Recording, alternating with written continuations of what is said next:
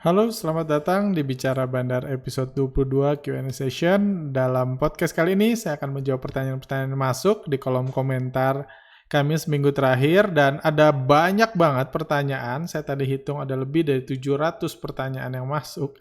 Terutama karena video kami yang sempat cukup heboh tentang ketika saya mengatakan bagi saya analisa teknikal itu tidak ada gunanya. Sepertinya ada banyak banget orang yang mungkin disakiti karena saya merasa nggak ada gunanya. Saya sendiri nggak tahu kenapa perasaan saya tentang analisa teknikal itu penting banget bagi sejumlah orang, cuma ya realitanya itu. Cuman karena begitu banyak pertanyaan, jadi saya akan bagi dulu saya akan bagi jadi dua sesi.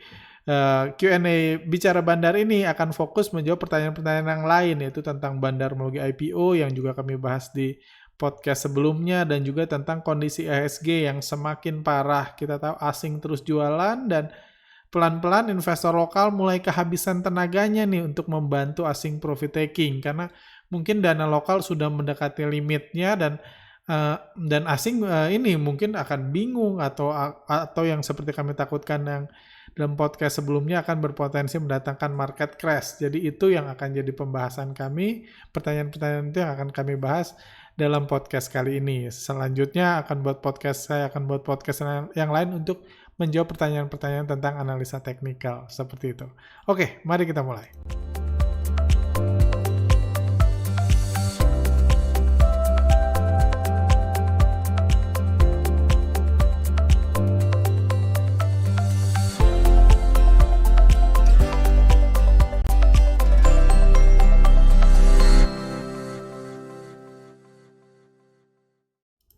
Oke, ini pertanyaan yang masuk.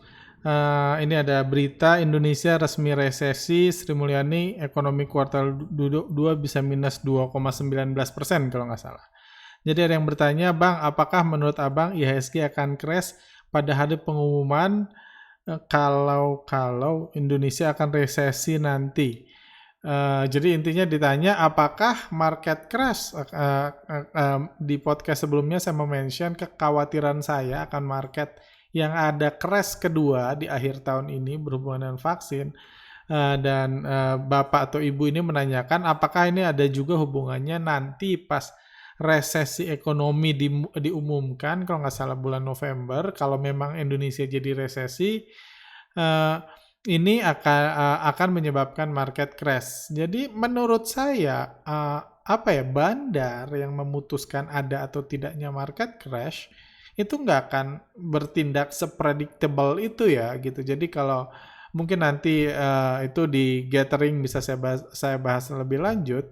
Asal Anda mungkin kalau Anda lupa, di masa COVID-19 pun, COVID-19 menyebar 1 bulan dulu, baru marketnya dihancurin. Nggak tiba-tiba ketika di China, nggak tiba-tiba ketika menyebar di Amerika dan lain-lain, nggak seperti itu. Jadi market crash itu ditentukan secara tiba-tiba. Tiba-tiba ada persetujuan bandar seluruh dunia hancurkan, ya hancur semua. Itulah yang terjadi di masa COVID dan terjadi dalam krisis-krisis sebelumnya pun selalu seperti itu market crash. Dan tiba-tiba juga bursa dunia naik di masa COVID-19 ketika bandar tiba-tiba membuat keputusan bahwa bursa saham nggak ada lagi hubungannya sama ekonomi. Tiba-tiba naik juga, semuanya di hari yang sama. Nggak ada apa-apa juga di hari itu.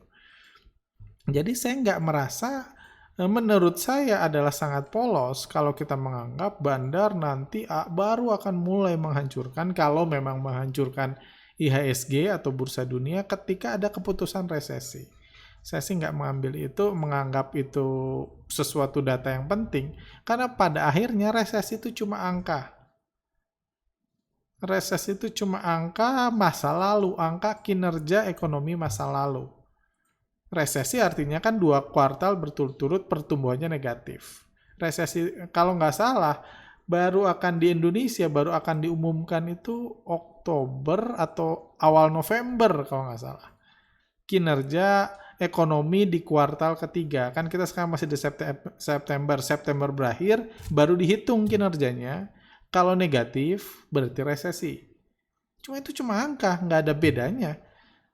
Emang kalau resesi diumumkan sama BPS, emang tiba-tiba toko jadi tutup? Tiba-tiba ekonomi jadi hancur? Atau tiba-tiba orang yang nggak dapat kerjaan karena kalau nggak resesi tiba-tiba dapat kerjaan, kan enggak. Itu cuma data kinerja ekonomi masa lalu. Memang seru dibahas di TV, seru nakut-nakutin, seru buat komentator saham atau buat politisi saling menyerang, tapi itu nggak ada gunanya buat ekonomi. Itu data masa lalu yang terjadi, atau analoginya sederhananya misalnya kayak gini.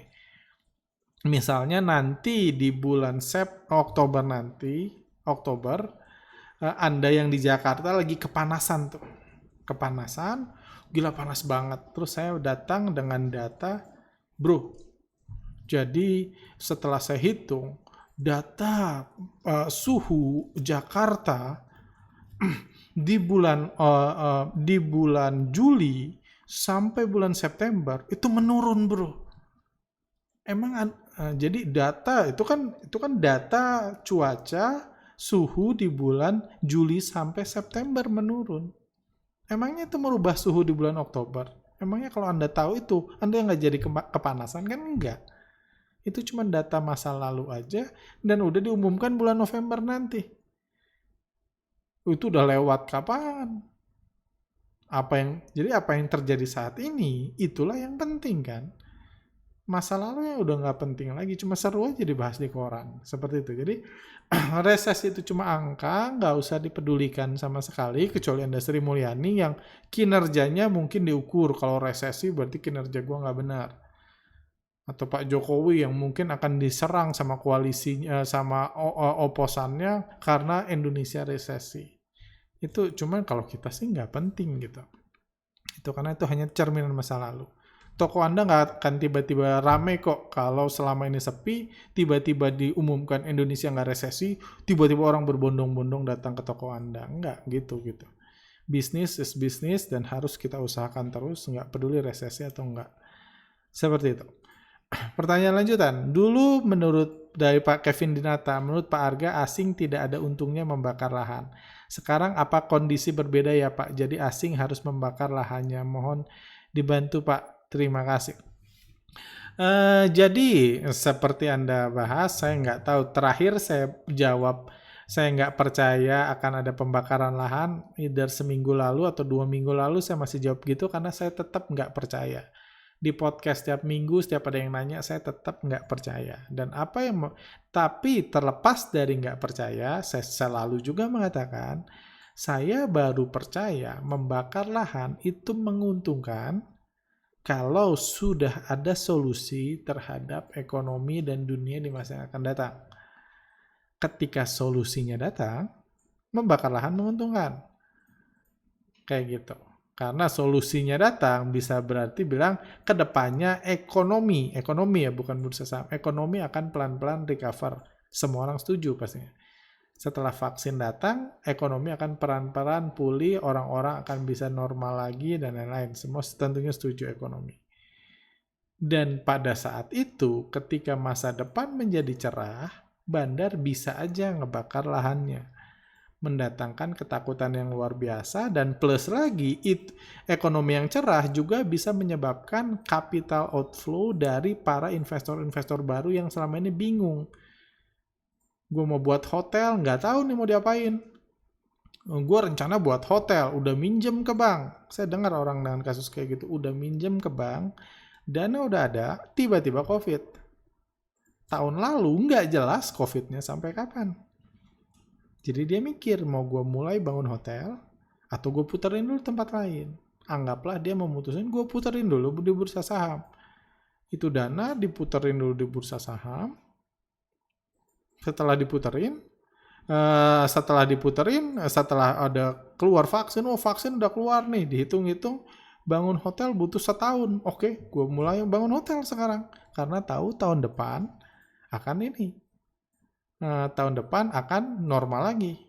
Karena dalam setahun akan divaksin. Cuman tahun lalu itu nggak ada. Jadi orang bingung uangnya dipakai apa. Dan itulah yang sangat saya khawatirkan. Karena kalau mereka keluar, uang-uang besar itu tiba-tiba pengen keluar, siapa yang mau nampung? Karena uang lokal lain yang siap nampung mungkin sekarang udah dibawa pulang semua sama orang investor asing. Udah dipegang asing semua, kan asing terus jualan, asing keluar duluan. Dan kalau asing yang mau beli lagi dan asing melihat kondisi itu terjadi, orang-orang yang punya banyak duit pengen keluar, kalau saya jadi asing, saya buat crash market. Karena kita tahu bagi asing buat market crash itu mudah banget. Dalam sebulan terakhir kita berkali-kali melihat IHSG tiba-tiba jatuh luar biasa, nggak ada angin, nggak ada hujan, tiba-tiba semua ARB bagi mereka mudah banget. Ada alasan, nggak ada alasan, nggak peduli. Gue mau banting, pada saat itu dibanting. Dan di masa dibanting itu, kalau ada dana mau keluar, mau nggak mau dia harus cut loss, jual di harga murah. Jadi asing pun beli di harga murah, nggak harus di harga atas. Jadi itu yang kekhawatiran, itu yang akan dibahas di gathering secara lebih mendalam. Kami sendiri masih terus memikirkan hal-hal yang berkaitan dengan itu, seperti itu. Pertanyaan lain dari Abigail Hana.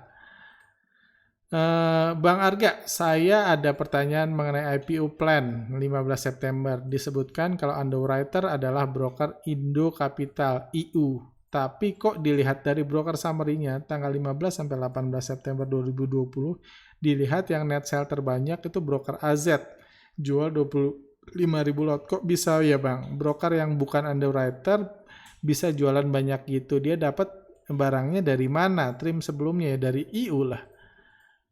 Underwriter-nya kasih sebagian ke temannya ke AZ yang jualan, itu normal kok. Dia dapatnya dari IU, karena underwriter-nya IU, barangnya di IU semua, terus dioper ke AZ. Baru AZ yang ngehajar retail, wajar lah kalau itu terjadi. Oke, pertanyaan lanjutan dari Li Xiujian.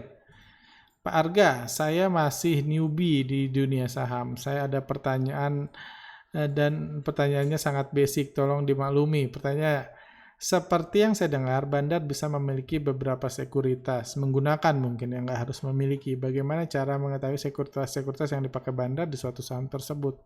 Saya sering bahas, banyak misalnya ada sekuritas yang seperti tadi, ada IU, namanya Indo Capital. Kita tahu investor retail mungkin nggak ada yang buat di Indo Capital, berarti ini sekuritas bandar. Atau AZ, ini juga bukan sekuritas yang biasa retail dipakai bandar. Atau misalnya bandar kan yang ngatur harga. Jadi kalau ada saham terbang, Anda lihat siapa yang hajar kanan, siapa yang ngabisin di over, itu dipakai bandar. Kalau sahamnya jatuh tiba-tiba atau reject bawah, siapa yang buang kiri di awal, itu dipakai bandar. Banyak cara untuk mendeteksi dipakai bandar. Itu beberapanya silahkan Anda ulik sendiri kayak gitu. Bandar sering menggoreng saham dengan bandar sering menggunakan saham dengan hanya melempar-lempar antar sekuritas yang dimilikinya. Jadi bagaimana cara kita bisa mengetahui kalau bandar sedang akumulasi atau distribusi? Ya pakai ilmu itu Anda pelan-pelan akan menyadari yang cara mendeteksi broker bandar, Anda pelan-pelan akan menyadari gimana membedakan akumulasi dan distribusi. Karena bagi saya sih terlihat, cuman ya tentunya butuh riset. Cuman pakai ilmu yang saya share tadi itu Anda bisa memahami tentang bagaimana mengetahui broker yang dipakai bandar. Atau kebalikannya yang sederhana lagi mengetahui broker yang dipakai retail. Karena kalau retail semua beli berarti ada yang jual dari retail ke retail kan. Kayak gitu. Jadi pakai logika terbalik. Oke, dari pertanyaan Pak Ripper 269. Pain tolerance saya 10% Bang.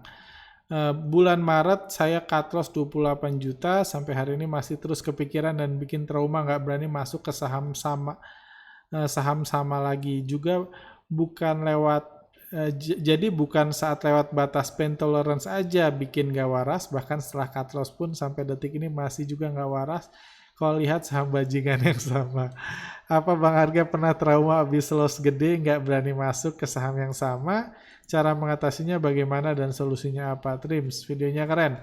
Ini bahas tentang yang TA, cuma ini pain tolerance, oke saya bahas. Jadi berarti Anda tahu pain tolerance Anda 10%. Saya nggak tahu, ini juga mungkin 28 juta ini juga 10% dari modal kalau Anda all in. All in di satu saham, semua duit Anda dibeliin satu saham dan rugi sampai 28 juta 10%. Itu Anda jadi lewat batas dan pain tolerance. Mungkin ada unsur itu. Karena ada kadang-kadang ada persentasi kerugian di satu saham atau persentasi kerugian di total modal Anda. Anda bisa cek lagi. Cuma angka ini berharga, Anda bisa simpan terus buat pembelajaran Anda. Kayak gitu. Kalau ditanya trauma nggak berani masuk lagi ke saham yang sama, apakah saya pernah merasakan itu, saya pernah banyak malah pengalaman. Kalau nggak saya pernah cerita pengalaman saya cut loss di Taman Makam itu TMPI, Taman Makam Para Investor, itu juga ada trauma. Saya pun punya trauma di saham-saham Bakri Group. Cut loss terbesar saya secara persentase modal itu di saham Bumi. Sampai sekarang saya punya trauma tersendiri terhadap saham itu, kayak gitu. Saya nggak, sejak saya cut loss itu saya masih berulang kali trading saham Bumi, nggak setakut Bapak ini. Cuma bagi saya pribadi setelah menyadari bahwa setelah itu terjadi, pola pikir saya tentang saham yaitu karena ada trauma tersendiri, saya ngerasa kemampuan analisa saya, kemampuan logis saya, kemampuan saya menimbang resiko dan risknya, risk and rewardnya jadi nggak benar lagi di saham Bumi karena ada dendam tersendiri. Goyang sedikit jadi lebih takut, jadi cut loss dan lain-lain. Jadi kalau menurut saya ketakutan itu bukan harus diatasi, tapi simply hindari aja kalau saran saya. Ini ada ilmunya juga di ilmu psikologi trading. Kayak gitu. Cuman menurut saya itu sebaiknya dihindari aja. Ya lupakan aja saham itu, nggak usah trading lagi kalau mau simple. Kalau mau simple seperti itu. Kan masih ada 700, kalau ada 700 saham masih ada 699 saham baru kan. Saya pribadi udah 3-4 tahun nggak pernah beli saham Bumi. Karena saya sadar kewarasan saya langsung berkurang karena ada trauma di saham Bumi. Seperti itu. Jadi saran saya sih itu. Kalau Anda mau coba silahkan, kalau Anda nggak merasakan ketakutan yang sama, ketakutan yang berlebih ketika Anda baru mulai trading, ya silahkan. Cuma saya pribadi, pengalaman saya ketika saya trading di saham bajingan itu, kalau kata Bapak ini, itu jadi takut. Jadi lebih takut, jadi lebih subjektif, dan lain-lain. Jadi saya memutuskan untuk nggak pakai. Pertanyaan dari Pak Asep Mulyana, kalau di Indonesia kan vaksinnya bukan di bulan Oktober, katanya Desember atau Januari, itu pun kalau kebagian vaksinnya negara produksi vaksin mendahulukan vaksinnya untuk negara sendiri. Yes, saya setuju.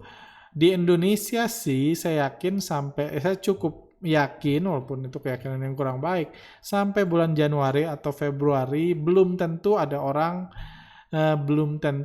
orang yang dapat vaksin. Januari Februari nanti. Kalau di Amerika aja Januari Februari ya, kalaupun ada masih sedikit orang yang dapat vaksin. Cuman itu harapan yang selama ini nggak ada. Itu bisa memicu orang yang, kalau contoh tadi, orang yang tadinya mau buat hotel, untuk ngerasa tahun depan semua udah baik, gue mulai nyabut duit saya dari pasar modal pakai ke sektor real. Itu akan men-trigger ekonomi, optimisme kalau sudah jelas ada vaksin yang baik.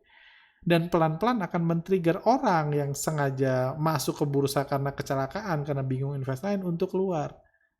Dan kalau mereka juga keluar, siapa yang harus beli? Karena ini bukan main monopoli yang ada bank yang bisa ngasih duit. Ini trading beneran. Kalau mereka keluar, mereka masukin dananya 500M, harus ada duit 500M punya orang yang dia bawa keluar. Itu duit siapa?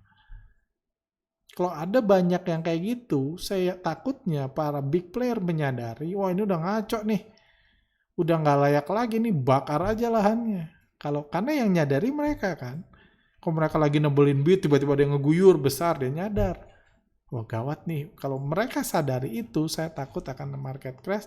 Meskipun saya sadar ya, belum tentu juga vaksin Sinovac itu works. Cuman kalau sudah ada vaksinnya, tinggal nunggu waktu, saya mengkhawatirkan itu terjadi. Seperti itu. Pak Rose Fai, Om Arga, mohon pencerahannya. Dibilang kalau vaksin keluar IHSG bisa crash, dilihat dari sisi mana ya Om? Oh itu tadi sudah dijelaskan. Seperti uji coba, KF langsung meroket, retail rebutan beli saham, itu beda cerita lah. Nggak ada hubungannya sama uji coba KF meroket itu. Yang jualan semen aja meroket itu karena ibu kosnya mau naikin harga, itu beda cerita. Saya bahas di podcast sebelumnya.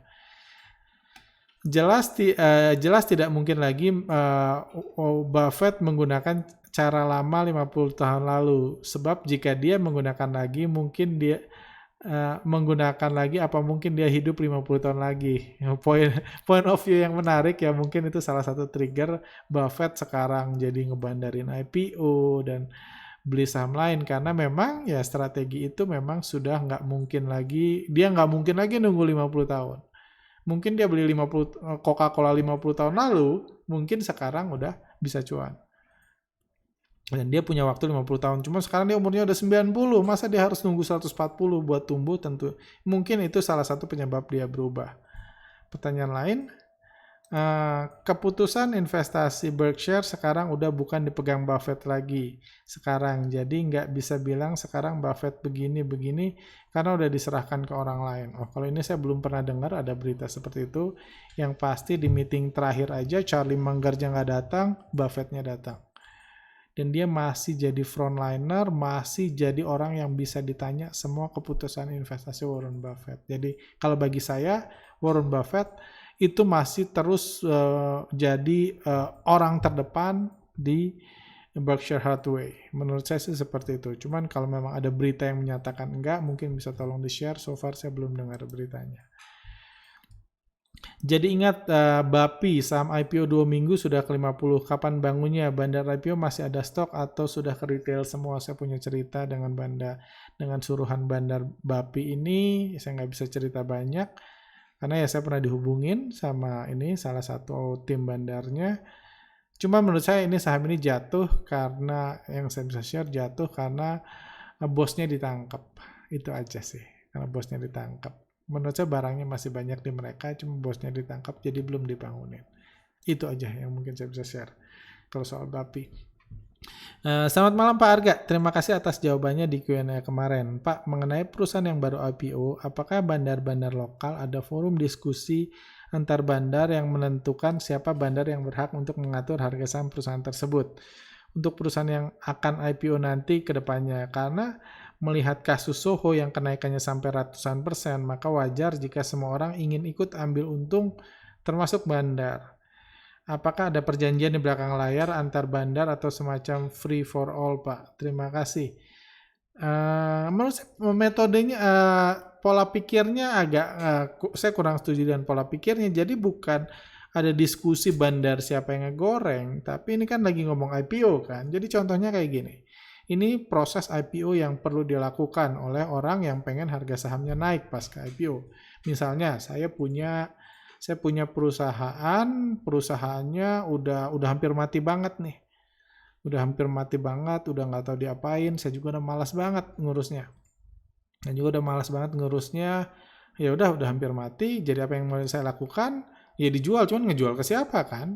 Kalau jual ke investor strategis kan paling dinilai asetnya.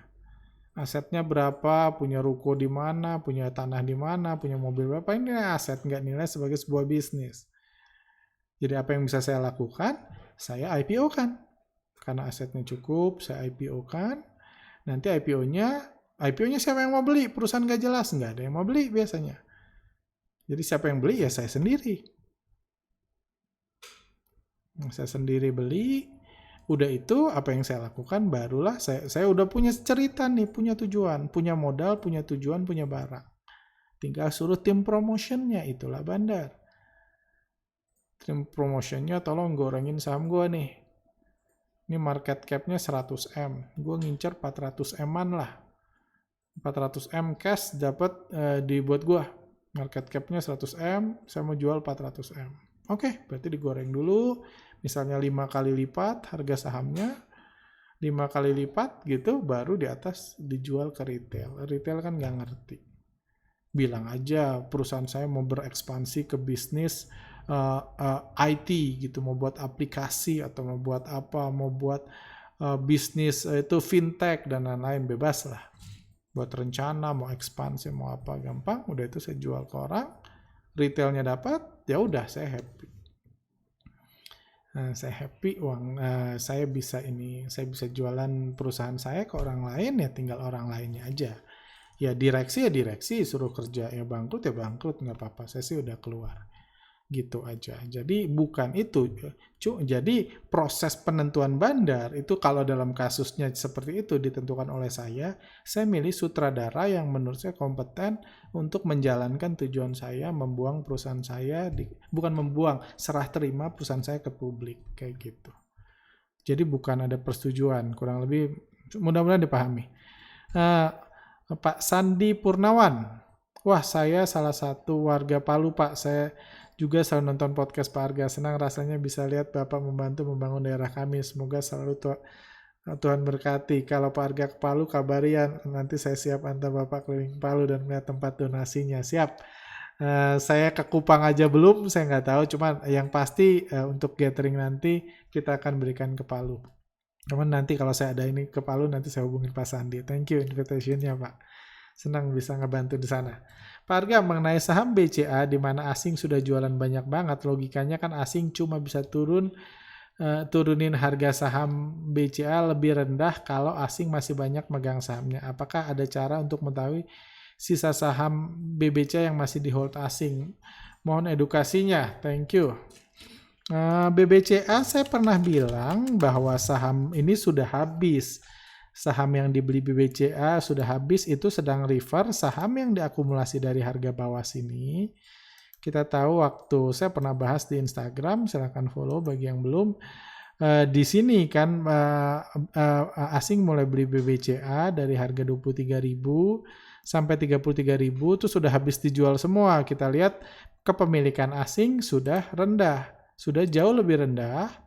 Kita lihat di sini daripada saham yang dibeli di sini. Berarti dia udah cuan besar.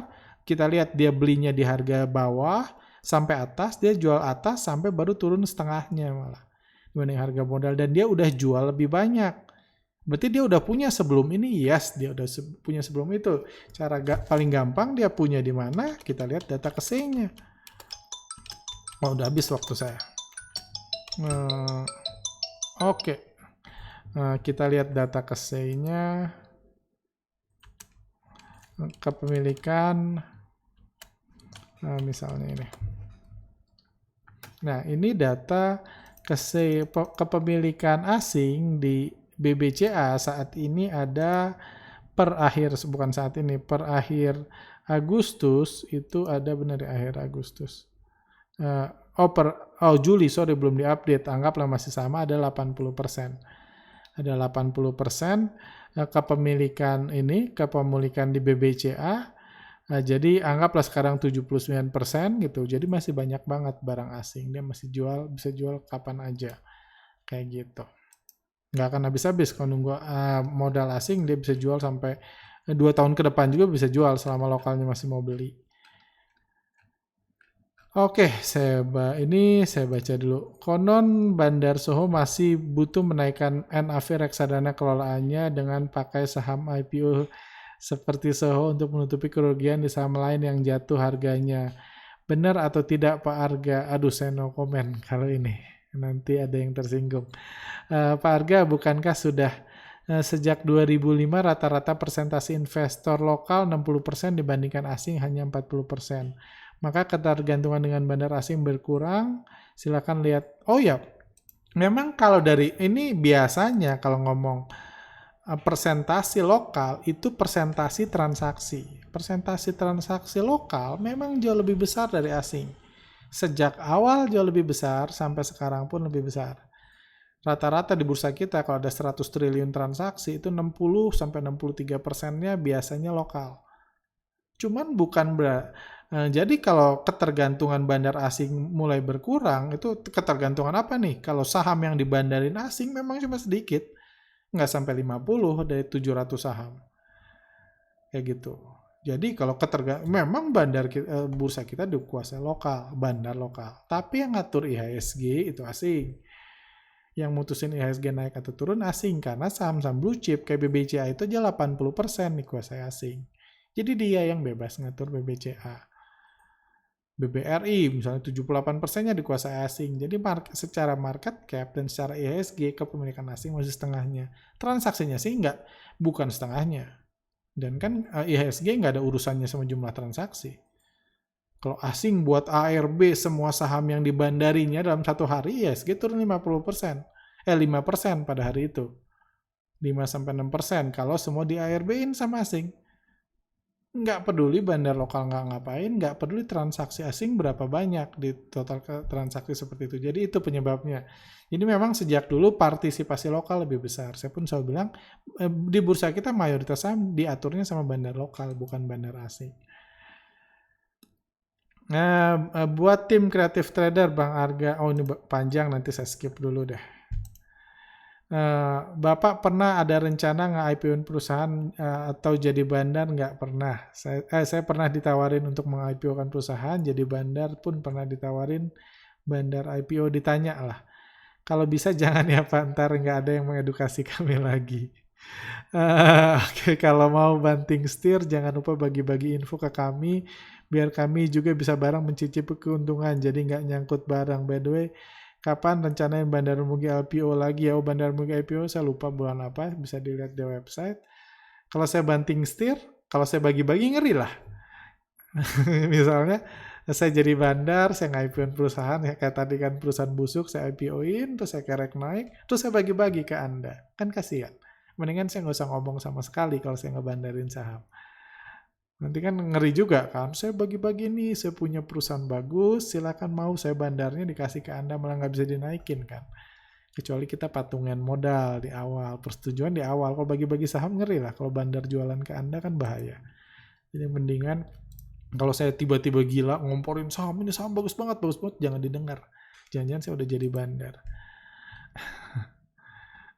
Pak Budi Santoso, terima kasih podcastnya dan insight-nya selama ini. Saya mau tanya, jika suatu saham jumlah saham yang beredar tidak 100%, misalnya 30% dan 70% dimiliki perusahaan emiten atau pendiri pemilik tersebut, apakah jumlah saham 70% tersebut bisa mengaruhi turunnya atau menggoreng harga saham tersebut?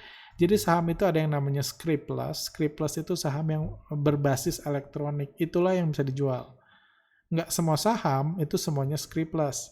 Dan data KSE yang sering saya tunjukin itu dari data scriptless. Itu yang bisa jual, itu yang bisa di ini. Jadi dari data itulah yang penting. Kayak BBRI itu kepemilikan asingnya berapa persen misalnya.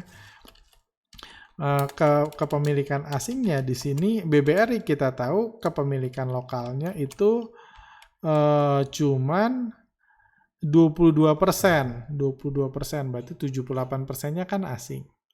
Kayak gitu, 78%-nya asing. Cuman kita tahu 60% sahamnya dimiliki oleh 60% sahamnya dimiliki oleh oleh pemerintah. Tapi 60 atau 70% saya lupa. Tapi saham itu bukan saham scriptless. Jadi pemerintah nggak bisa main guyur BBRI, nggak bisa gitu. Karena sahamnya nggak ada wujudnya. Yang ada wujudnya dikuasai oleh asing, 78%-nya. Kayak gitu. Kepemilikan saham itu cuman ini, yang 60% itu cuma kalau BBRI bagi dividen, 60%-nya punya pemerintah. 60% BBRI yang membuat pemerintah punya saham mayoritas, jadi Pak Erik bisa ngeganti di root BBRI kapan aja. Jadi secara kepemilikan bisa, cuman secara mengatur harga saham nggak bisa. Kayak gitu. Bagaimana cara mengetahui besaran partisipasi asing dalam suatu saham? Dihitung dari total transaksinya, asingnya berapa persen. Apa tool Bandar Mugi bisa mendeteksi pergerakan bandar pada saat jam kerja BEI atau hanya end of day ya? Kalau ini tools Bandar Mugi fokusnya menganalisa broker summary, dan broker summary itu didapat dari yang beli dan yang jual. Siapa beli, siapa jual, dan itu datanya akan selalu ada kan di masa transaksi, karena kalau nggak ada yang beli nggak jual, candlestick pun nggak ada. Seperti itu. Udah habis ya waktu saya. Oh ya, ini terakhir mungkin. Pak, bahas saham Cleo dong. Apakah saham ini dibandari oleh ownernya sendiri? Karena ownernya giat rajin promosi sahamnya di mana-mana. Waduh, ini tanya ke Pak ownernya aja. Oke, lanjut. Ini terakhir. Jadi bagi rekan-rekan, ya seperti saya bilang di podcast sebelumnya, juga sudah dibahas di podcast ini, kami akan mengadakan gathering ini, Market Outlook 2020 ini, kuartal ketiga, yang dimana kami melihat ada kami di sini cukup khawatir takutnya market terus turun atau akan terjadi second market crash seperti bulan Maret lalu. Sejauh ini sampai minggu lalu saya nggak berani ngomong, saya selalu menganggap nggak ada untungnya market crash, dibuat crash, cuman melihat adanya update vaksin corona yang mungkin bisa diumumkan bulan Oktober lalu, saya takut ada market crash. Jadi saya pengen ada sarana sharing aja lebih mendalam, jadi bisa 1-2 jam kita bahas, dan itu akan adakan dalam acara Market Outlook Gathering yang akan diadakan secara online nanti tanggal 1 Oktober jam 19.30 WIB. Jadi kalau Anda mau join, bisa follow Telegram kami atau di website kami atau di Instagram kami, semuanya ada, Anda tinggal join. Anda daftarkan diri Anda, dan seperti semua gathering Market Outlook kami selama bertahun-tahun terakhir, kami selalu untuk ikut ini itu nggak free tapi butuh memberikan donasi. Donasinya itu ini donasi jadi bebas, berapapun Anda tergerak, Anda bisa memberikan donasinya. Nanti Anda daftar, Anda transfer donasinya berapapun Anda mau, ya bebas. Nah, kalau minimum transfer Anda Rp50, Anda boleh transfer Rp50 dan daftar ikut donasi, tinggal upload aja bukti transfernya. No problem sama sekali, semua akan didapat karena uangnya pun akan kami berikan, bukan buat kami. Kayak gitu, berapapun ininya, ada yang 5 juta, ada yang 1 juta, ada yang 50.000, semuanya dapat link yang sama dan akses yang sama. Seperti itu. Jadi silakan daftar kalau Anda tertarik. Dan semua donasinya akan kami pakai untuk membangun fasilitas sawah hidroponik di Kabupaten Sigi, Palu, Sulawesi Tengah. Ini daerah kekeringan, salah satu foundation yang bekerja sama dengan kami udah berhasil membuat fasilitas air, ada menyediakan sumber air di sini. Cuman mereka juga butuh pekerjaan, jadi udah dibuat fasilitas sawah hidroponik seperti ini. Rencananya mau kami perbesar. Dari dana yang terkumpul, udah butuh ada sekian angka yang dibutuhkan untuk membuat fasilitas. Cuma ya kalau nggak cukup pun rencananya saya mau tambahkan. Jadi untuk membangun kurang lebih ini biar warga di sini bisa bertani lagi, bisa bertani hidroponik yang minim air dan mereka dapat penghasilan ke depannya. Seperti itu. Semua uang yang terkumpul dan dari donasi akan dibuat untuk project ini. Nanti kalau udah jadi kami akan share foto-fotonya di Instagram atau di Telegram kami atau di YouTube ini pun ini. Jadi kalau Anda tertarik, silakan ikuti. Ini pembahasannya, materi yang akan dibahas. Memahami mekanisme baru di bursa saham di era the new normal, teori bakar lahan. Alasan dan tujuan mengapa saham perlu dihancurkan bandar di waktu-waktu tertentu, update vaksin, skenario pemulihan ekonomi dan sosial pasca ditemukannya vaksin COVID-19, ancaman the next market crash, strategi yang digunakan untuk mengarungi resiko market crash tahun 2020, strategi kalau investor yang mau keluar, ingin keluar dari market menjelang berakhirnya COVID-19, dan sesi tanya jawab. Jadi kalau Anda tertarik, silakan daftar di website kami. Ya di website kami sih daftarnya, cuman Anda bisa dapat linknya di Telegram atau nanti di bawah sini pun akan kami berikan linknya kalau Anda mau daftar gathering antara vaksin corona dan the next market crash ini. Jadi simply sarana sharing-sharing, semoga berguna dan Anda bisa belajar something.